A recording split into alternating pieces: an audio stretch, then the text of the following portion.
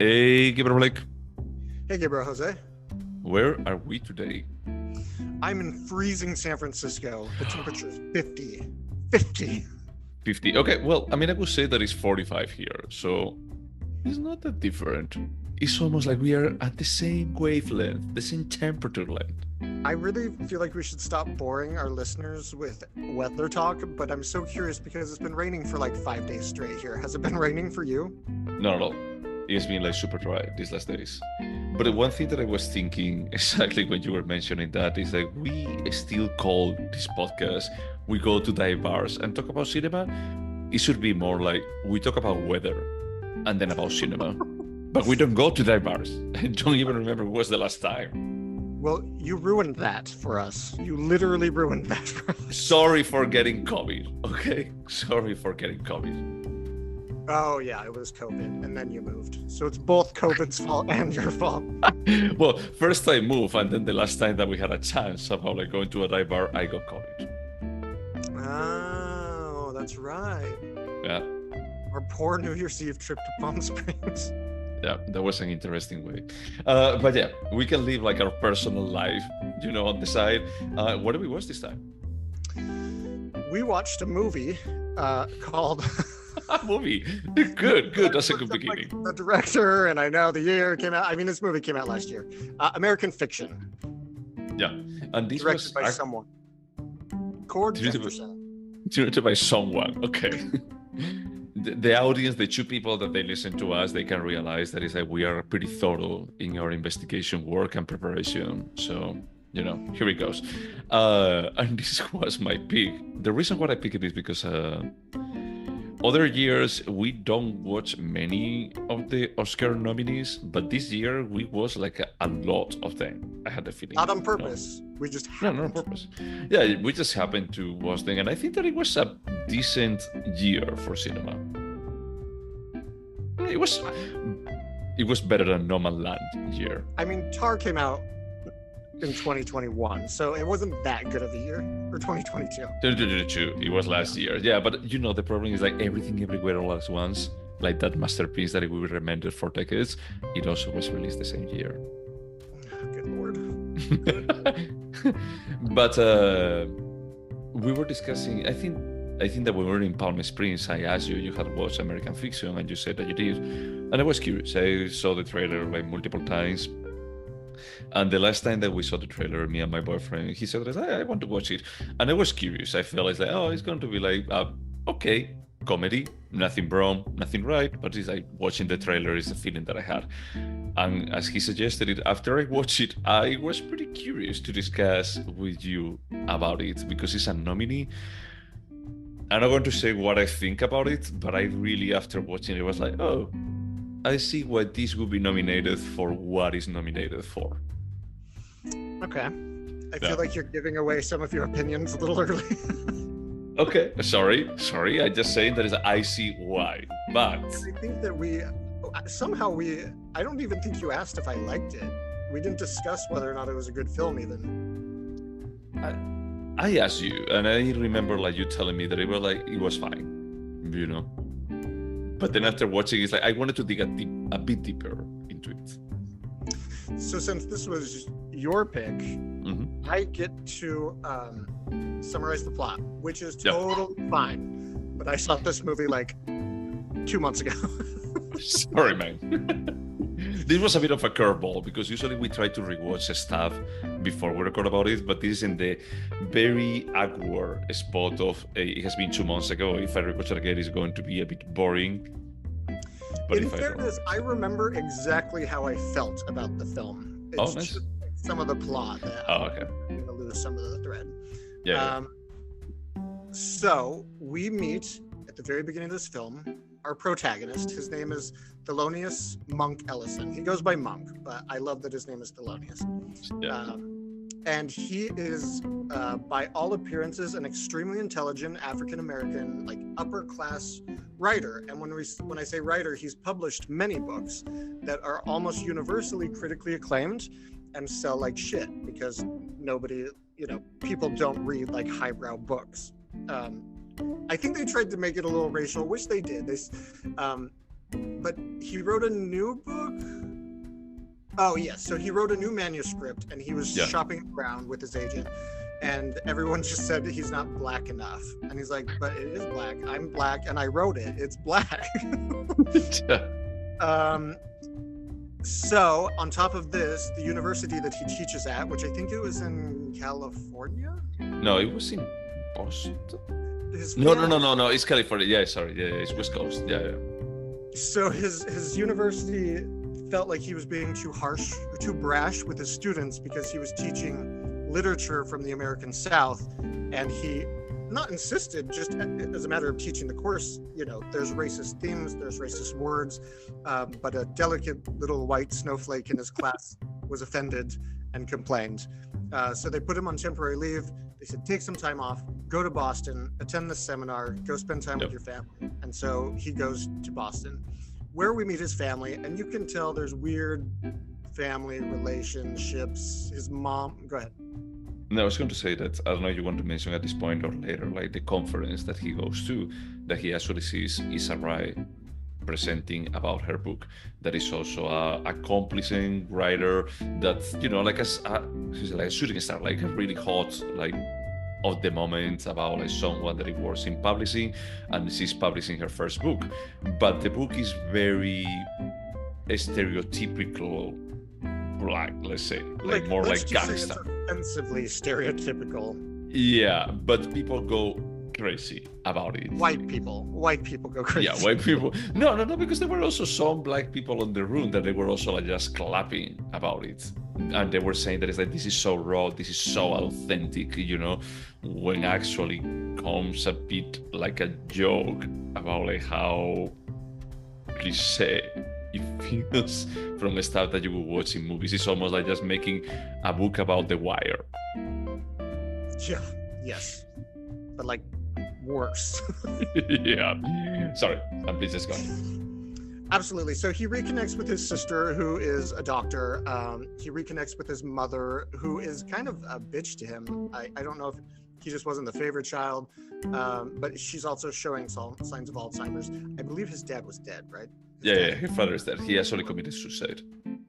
And he actually reconnects with his estranged brother Cliff, who got divorced from the mother of his children after she caught him in bed with a man. He came out as gay. He's much older than life. Also, he's a plastic surgeon. And there's a whole thing about Monk feeling like he's not as successful, even though he has like a PhD and publishes novels, because his other family or siblings are doctors. Everyone is a doctor in the family. So at that conference, he sees Sintara, and he's just pissed off about it. So he decides to write a book that's black enough for his white publishers, and he calls it as a joke, and he calls it My Pathology. With an F. Which is really exceptional. And he just writes this super melodramatic, horribly stereotypical story. And he sends it to his agent, and his agent's like, we cannot try and sell this. And he's like, change my name, try and sell it, just as a joke. And then he gets the biggest advance offer of his life, $750,000, I think it was. And he's writing under the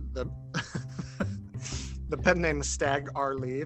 And he claims to be like an ex-felon that has spent time in prison. He was murdered. That he's on the run. Not even an ex-felon. He's on the run. So he gives like TV. This is out of order, but he gives TV interviews, but his face is like blacked out, and he uses a fake voice, and white people just eat it up. Like everyone's in love with it, and the white publishers are just bending over backwards to do whatever he wants. And he gets so infuriated. At some point, he was like, you know what? I want to change the name of the book to Fuck. And they're like, no. And he's like, yeah. And they're like, great idea. Let's do it. So bold, so edgy, so raw, so authentic. Yeah. At the same time, there's a prestigious award in the area that in Boston, forms a committee each year. And they basically, it's a bunch of white men that get together and give white men an award. But they've been recently told that their committees are not diverse enough, so they asked both Issa Rae, and Sintara, I love her. to take part in the committee. So at the same time as all of this success is happening and nobody knows, he's having to like argue with these white people what blackness is, because they're both championing his own book, which is nominated, and nobody knows that he wrote it, which, by the way, is the biggest conflict of interest in the world. Yeah, but I mean, Sentara's book is not nominated. He's not on the race. Oh, interesting. Just his was. Okay. Yeah, his was. Like, he was like at the end. That is a bit more. Is like, hey, the publishers actually brought it up, and he was like, I don't want to accept this, because he was like just exactly at the deadline. It's like, no, we have to take it into consideration. But her book, I think that it was like, just because he was the judge, it was not considered. But as he was writing under a pen name, they don't know it. That is him. Thank you for reminding me of that. So Monk's publisher submits fuck for the literary awards, and he has to review it and listen to what white people on the committee think about it and saying this is what being black is, or whatever. It's not that. The racism from non-black people in this is very subtle in the way it is in the real world, in my opinion. And so the awards ceremony, there's this small part where somebody already bought the movie rights. Oh yeah. To his film, and he I can't remember the actor's name. I like him, but that was an exceptional little side story. I liked it. So this is where it's going to get a little bit blurry. The awards ceremony, fuck is announced as the winner, and Monk goes on stage and says he has a confession to make. And ultimately, we see 3 or 4 different endings of how it could go down. One is where he just I don't remember. I can't remember what they all are, but one is where he admits he's kind of a fraud, and then the police bust in and they kill him. Like the FBI. Yep. What are the other ones? Another one is actually that he leaves after recognizing that it's a fraud, and he goes to see his love interest. Oh, I like that. Yeah. Which we didn't mention. It's not that really. But I like that you didn't, because that's like one of the things that I really want to discuss. But yeah, there are like 3 of them. It's a bit like Clue. It's like they don't want to give like a resolution, and they even like just say that it's like, this is my life up to this point, because at that point it's like he's talking with the future director of his movie, and it's like he's like just bringing up like some potential endings, on the story, and the movie basically ends up with not a conclusion. A bit more about like, hey, there was like this award ceremony, and this is how it could have gone, and that's it. Well, no, Monk gives a little sanctimonious speech to the white director saying, all of these are cop-outs, we can't end this movie, and he's like, okay, how are you going to end it? And he doesn't release the movie ends, which pissed me right the fuck off, because they just ended the movie that way, in a way that said was a cop-out, and then they tried 3 ways and they did it. And they're like, that's the ending, but we're going to explain why this isn't right. Well, but the thing is that the director, actually, when he says that, hey, and then the FBI like comes in and just shoots me out, and I died there on the stage, but I still like holding to the award as a significant thing. It's like, I love it. Perfect. Yeah, this is what we're shooting. And this is how it ends. About like, this is what you want. You want disclosure, so just go with it. You don't want like any kind of moral of will she open the door after she actually so regret for what he did or not. But just giving the summary, like leaving the summary behind, did you like it? Okay, so there's 2 answers to this question. I did not like the film. Did I think it was bad? Absolutely not. Yeah. But I think there were major problems. Oh, let's not say major. There were problems. Yeah. Like the ending infuriated me. Like I stood up after the movie ended. I saw it with my husband, and I was like, that was the most cop-out ending. Trying to appear like a strong, independent film ending, where they're like, we're just not going to for you. We're just going to give you the satisfaction of seeing the 3 possible endings. I'm like, no. Yeah, it was that part. I agree with you. That is a bit more. It's like, so you're telling me, is this some kind of, hey, you as a moviegoer need closure for just being able to walk away with satisfaction? Is that we're not going to be like giving that. Is that we're going to be like criticizing you about it. Maybe it's what they're trying to do. And I felt it's like, okay, this part, I'm not completely sure where you're coming from, and I'm not sure about like what should I be taking away, because I would have been fine with a more ambiguous ending about like, did he actually redeem himself or not? I would prefer that. But the thing that I found like fascinating is I watched this trailer at least 6 times, like the trailer for the movie, like 6 times. But can I ask you why? And because of other movies that I was watching, is like at least in Chicago, it was playing all the time. It was here too. I thought you meant you were like sitting on YouTube hitting. No. No. It was more about like the first time that I was just like, hey, is this alright? I really like her. I would like to just see this.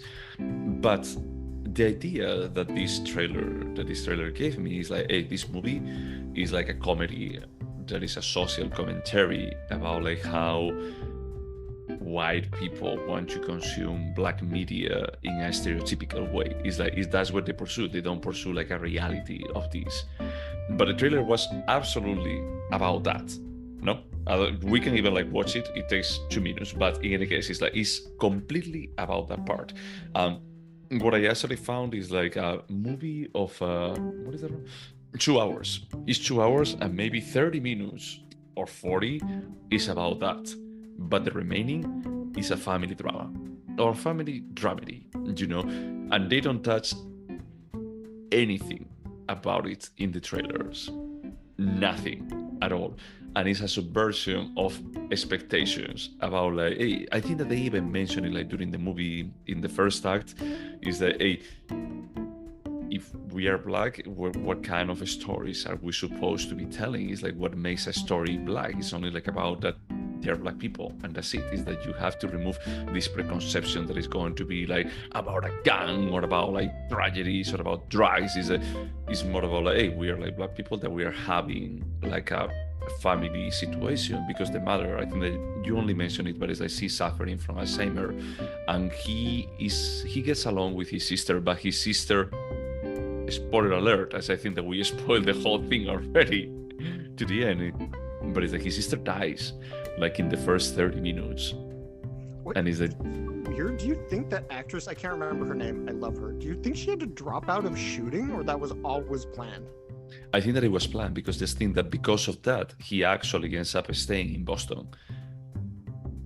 Okay. So it's like that's big in the complete story, but it's like that story that is like 3/4 of the movie is not something that is like what is being used for attracting people to the cinema. Then you actually have like this subversion, like that. Oh, this is a different story than I was expecting. I was expecting like an absurd comedy about like white people being stupid, and I have like a family drama that is like starred by black people, and I just felt it's like, oh, this is actually like a meta level on the script that is like telling about like the expectations that you have, and it's like, as a white consumer of media about like what a black story should be, and you are being presented with a black story that you were not expecting to get. Yeah. So if I think that is a great movie, I don't, but I was pretty surprised about how layered the script was of this movie. Yeah, I think for a family dramedy, or it's more a drama. There are a few laugh out loud moments, but I wouldn't say there's much funny. I mean, the dad dies, the son dies, the mom has Alzheimer's, drug addicted. Yeah, it could be like the family from 6 Feet Under, almost. But black. Not black. But what I mean is like, it's a bit more, and this may be a bit more of my millennial side. I'm not millennial, but the idea of how they subvert like those expectations about like, hey, we know like what people are going to be approaching, what mentality they're going to be approaching, and we're going to be like writing a script that is playing with what the audience expects, and we're going to be like even feeding them a trailer that reinforces those expectations. I see what you say about the trailer being misleading in a way, but I don't think anybody was thinking about the trailer. Like, you didn't? Script writers write scripts. They're not thinking. don't you feel like there is like a quite a, I mean, just imagine, like, for example, like the scenes that they have at the beach house, like trying to connect with each other, like the brother Clifford, the gay one, that he's like, dude, you are in a self-destruction path. He's like, he's using drugs, like fucking all around. And then you have a scene where Monk is having lunch with the future director of the movie, and he runs away because he hears a police car. Yeah, because he hears an ambulance. That was funny, but it was so absurd compared with the grounded story that we are given, that it feels like, dude, you know what you're doing. You know that you are mixing two different concepts here, like two different styles, and you are like abusing of one of them for attracting people with what you think that audience wants, and you are giving them a very heartwarming story. Yeah, I don't know. I think I might be digging my heels in a little bit, because I read,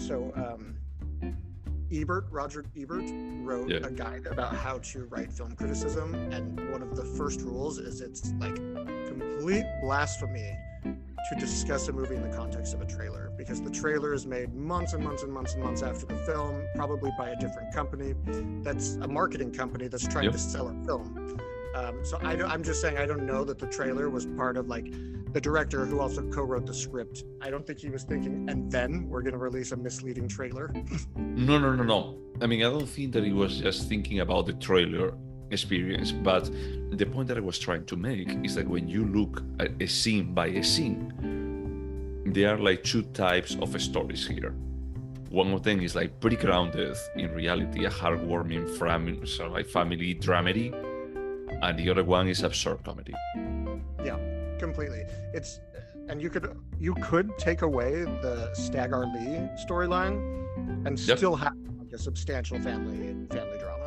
Yep. And you could also like do the opposite. You could actually just like keep the absurd storyline about like publishing a book, like just playing with these stereotypes, and just still have a movie, like develop it a bit more.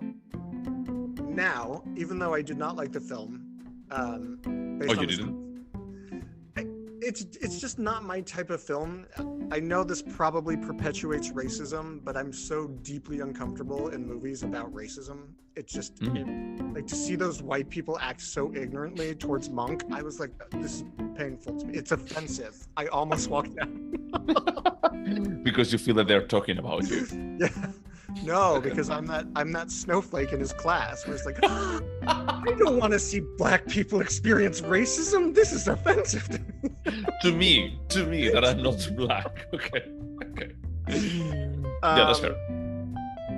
And the storyline was fine. It's not my sort of movie. There was no Toni Collette. There was no Kate Blanchett. No, that's a bad joke. I don't know. This is just, I walked out of the theater and I didn't feel like I had learned anything. I didn't feel like I had a different perspective. I didn't feel impressed by the movie. Besides that main actor that I absolutely love and should learn his name sometime, the main actor. Yeah, Jeffrey Wright. Thank you. I honestly thought that I was going to have a good time for a different reason. I thought that it was going to be like 2 hours of a short comedy about like just ridiculizing about like how white people can consume black media with specific expectations, and I walk away with like, okay, I can understand why this hasn't been nominated to best movie, or maybe it was. I don't remember right now. It was best film? I don't remember right now. It was not best director. Let me just check. It's nominated to 5 Oscars. Sorry, I'm just like bringing it up. Come on, IMDb. I felt it's like, hey, this is a step lower than other movies from this year. Let's just leave it like that, Let me ask you this: which film do you think is better? Everything Everywhere All at Once or this film? While you think about that, I'll answer the question. I honestly believe that Everything Everywhere All at Once was a better directed film. I'm not saying it's good. I want to be clear. I just think that this movie is not that well done. There are some interesting ideas that are particularly relevant right now. I mean, racism is always relevant. I'm not trying to, but it's getting extra attention right now, right? But I don't think this was that good of a film. So American Fiction is actually nominated to Best Movie, and nominated to Best Actor and Best Supporting Actor. Best Actor, was it the brother nominated for Best Supporting? Yep. Yeah, Best Script and Best Achievement in Music Written for Motion Picture. I think that the Best Actor is pretty good. The Best Supporting Actor, I think that Jeffrey something, I think. Sterling K. Brown. He does a good job. I always feel a bit weird about like this kind of and I was debating this with my boyfriend about like, do you think that part of the Black narrative that it comes here is about like the hard time that he's having to adapt into being gay? It's like, hey, he's just divorced, but he's in a self-destructing kind of path, like right now. And it's a bit more about like with the Black community, like just coming out and just accepting that you are gay, giving like the very high kind of hyper masculinity that they try to play is usually a very traumatic experience. And I was trying to find is like what makes this story, this family drama, more Black besides that they're Black. If that was the point, I don't think, because he was clearly self-medicating with hard drugs and sex, which is fine, but the reason he mentioned specifically his kids won't talk to him because he was cheating on his mom with a man, and the mom found him in bed. That's not about being gay. That's about being a cheating spouse, a bad father.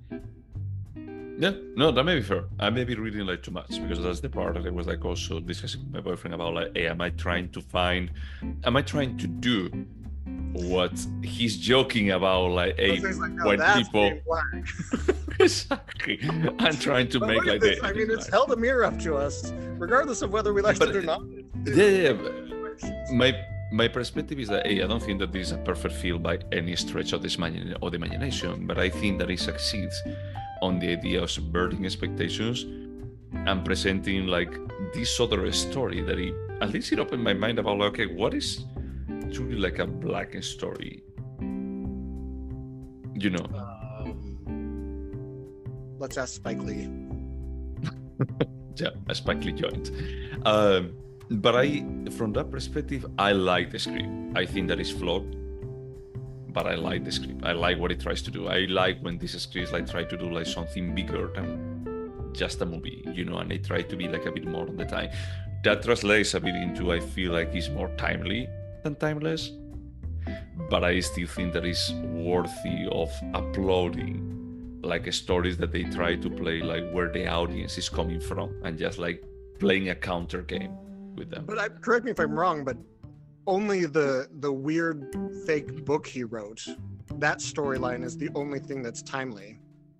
The rest of but my theory is that the rest of the film is built around that. Is built around the idea of, hey, I'm going to be like creating like what it would be like a true Black story. Yeah, no, you're right. And that's like what I think that is like, hey, this is bold because 3/4 of your movie is for just proving your point in a realistic manner instead of just like doubling down into just making an absurd comedy. Well, I'll give the film this. It's been more interesting and fun to talk about than it was to watch it. We have been like talking for 30 minutes and you had to sit through 2 hours of it. Okay. No, that's fair. Okay. So we go over the questions? Yes. All right, let me just bring it up. So, Blake, would you watch American Fiction again? I really wouldn't. Even on an airplane, I would pick John Wick 4 again. It's just not. There's no rewatchability for me, personally. Okay, sure. I think that I will rewatch it, but I will need a tiny bit more time before rewatching it. I think that is like in 5 years, I wonder how will this age? Because I'm not completely sure. Would you recommend it? It's not bad, so bad I wouldn't recommend it, but I honestly can't imagine a situation where I would. It's like, hey, can you think of a 10 Jeffrey, God, why can't I remember his name? Jeffrey Wright films? It'd probably be on that list. Okay, but I have to ask explicitly about that part. Uh, I'm going to go with no, but it's a soft no. It's more like if someone asked me about like, hey, can you recommend me like a list of the best movies of this year, and I had to do a top 10, probably I would go with this. If I had to do like a top, whatever it is like I think that this is above Saltburn, like way above Saltburn. You know, I will still recommend this in public. Oh, yeah. I feel that. Although I will say that Saltburn was more fun to watch. It was more fun to hate. Oh, there you go. I agree with that sentence completely. But I agree with you from the perspective that I'm not completely sure on what scenario I would jump to this movie, like 2 years from now, for example. Would you remember it? So I think so. Yeah. You think so? You didn't even mention like the love interest that he had. I thought about it, but I feel like sometimes our synopses go too long, and so I was like, no, do I go into that? And honestly, all he discovered in that relationship was that he was becoming his father and needed to change. Do we really need to include that in the plot synopsis? Yeah. No, but there is like quite a bit of character development. I'm going to go with no, because a part of me just thinks that it will be like just remembering the comedy part. It's not that the family drama is bad. I just feel like it's not that memorable. Yeah. And it's like 3/4 of the movie, you know, and there is nothing wrong with it. It's like I didn't have, you know, I wasn't like suffering through it or just thinking about like to just leave, you know, it was fine. It was more of a sure, it's fine. It's just fine. And I'm not going to remember it in 1 month. You know, I'm even surprised that you remember like so much about the movie, you know. That's the only reason I said yes, is because you've asked me about movies we watched 2 weeks ago, and I remember almost nothing from it. And I remembered a decent amount about this one. What do you think of the oh my God, like the part about like the security guard that he falls in love with the maiden that they have and they get married? I thought it was touching and sweet, and I was so happy for those two. I was like, I want to be at that wedding. But what about like that it kind of put into context their dysfunctional relationships when they just have a simple, not in terms of intelligence or anything, just a woman who's like happy with her job and she meets a great guy and he wants to marry her, and it's like, oh, this is the one nice thing in this film. Oh, one more thing that I was talking about, like subverting expectations, is like the love interest that he has. That is that the ex-husband or ex-boyfriend is still like roaming around. Did you expect that there was going to be a fight scene? I thought they were going down a road where there was going to be, I don't know, she would leave him to go back to the ex, or there would have been a physical altercation. Yeah, I thought something was going to happen. Do you think that that's like another gesture of subverting expectations? I mean, you could be right. My initial thought was that they did some script rewrites. And so they just cut that storyline off, but maybe you're right. Yeah, maybe they were subverting expectations, or maybe they were trolling you. Yeah, I think that they were trolling the audience on that, you know, but it's like, I don't think that I'm going to remember any of this. It's like, for right now, when I walk away, it's like, there was something here. I don't think that this is like amazing cinema that we're going to remember in 20 years, but it's a smart screenwriting, you know. But I don't think that I'm going to remember this, so I will go with no. Is there anything artistic about it? I'm going to go first. Sorry, I'm going to say yes because of the script. I'll say yes for Jeffrey Wright. Do you think that is like the best? I mean, I can tell you who is nominated this year. There is Bradley Cooper for Maestro, Colman Domingo for Rusting, I don't know this movie, Paul Giamatti for The Holdovers, Cillian Murphy for Oppenheimer, and Jeffrey Wright for American Fiction. Oh, that's right, because Ken was supporting actor, right? Yeah. Yeah, I don't. I will say that I thought that Sterling Brown, there was a flip that switched in his performance when he was not on drugs to when it was discovered that he was hiding out in the family's beach house doing a lot of cocaine with not hookers, but yeah. Yep. There was this hardness that came into his performance that kind of just blew me away. I was like, whoa, like that's like really solid acting. Yeah. But I mean, I know that it's a bit more comedic, but the switch of Jeffrey Wright from I'm playing myself to I'm playing this persona that I've created, and also like how I'm becoming my father. Like having like this multi-persona in a single character, I feel like it was pretty decent. So yes, my answer is yes, there was something artistic. Cool. Is it a timeless piece? I'm gonna go with no, just because this kind of is a forgettable film and it's super relevant now because it's timely. I don't think, well, racism will always be an issue in America, I think, but... Yep. Yeah, I don't think that is never going away, but the way of playing with the audience, playing them like a fiddle, I think that this is something that works this year, it worked last year with Everything Everywhere All at Once, and it may work like for a span of 10 years, you know, like give or take. Yep. But I think that it's going to feel like pretty stuck on this time, being meta, you know. Agreed. Could you turn this into a TV show? Into an HBO TV show of 5 episodes?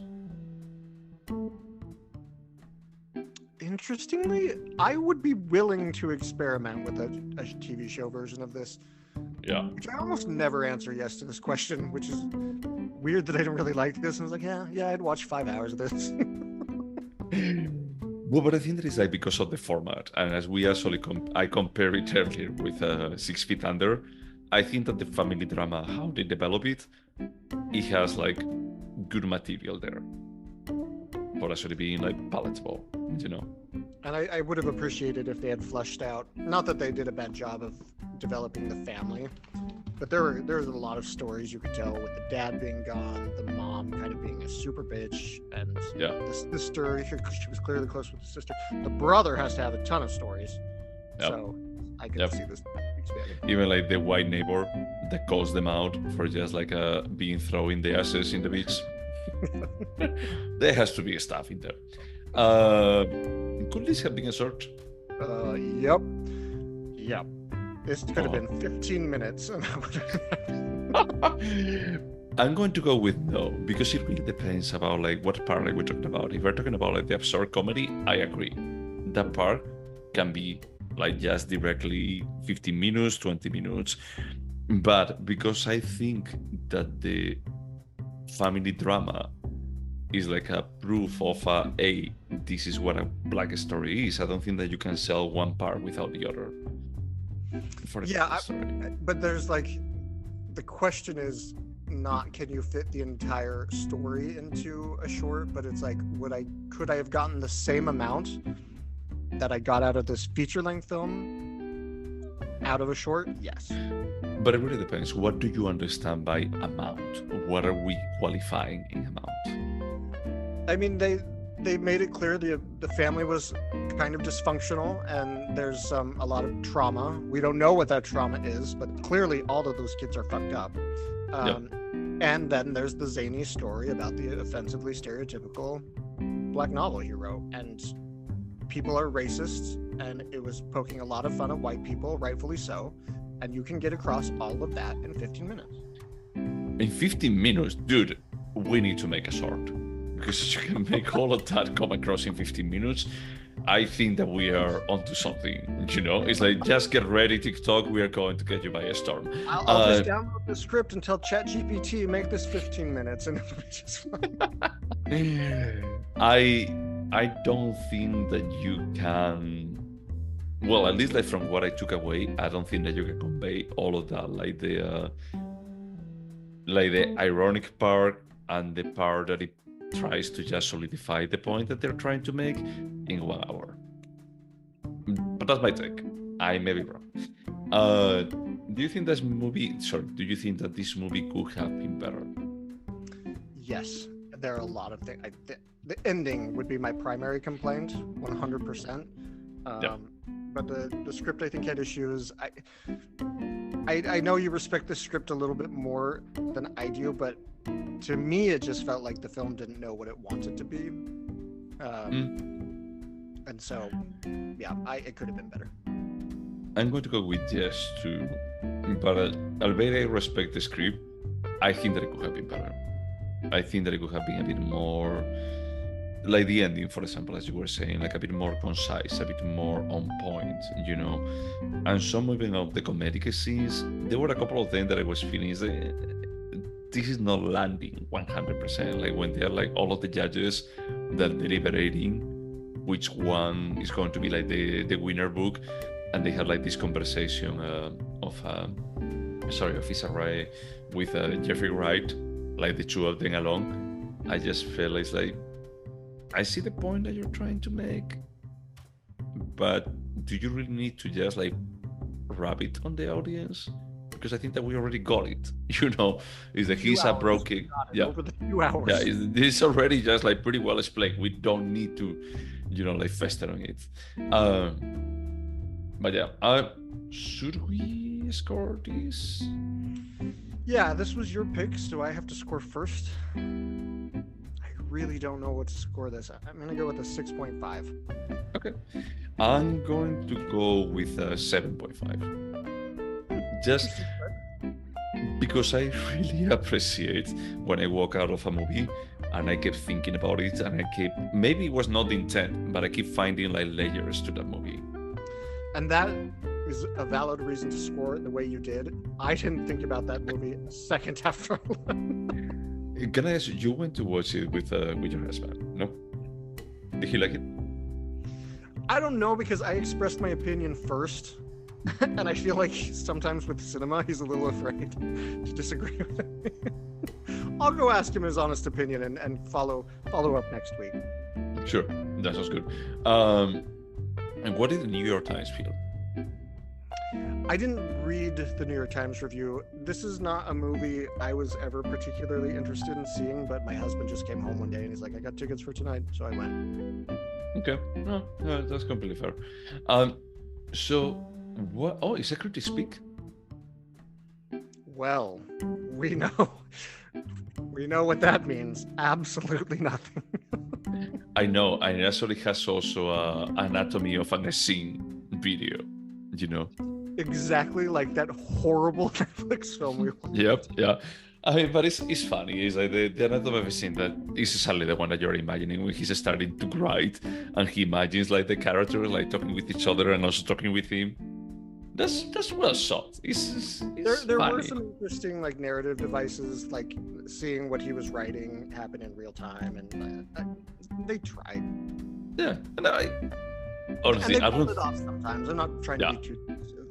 Yeah, no, that's completely fair. I mean, so this was my pick. So what are we watching next?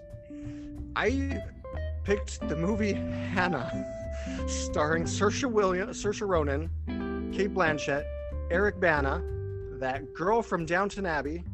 Girl from Downton Abbey. Pick your favorite. She's there. And directed by Joe Wright. Mm-hmm. So we're completing like all of our Joe Wright's cycle. We will see his entire filmography. Sorry. That's perfect. This is okay. To everyone out there, thank you so much for putting out with us. And until next time. Bye.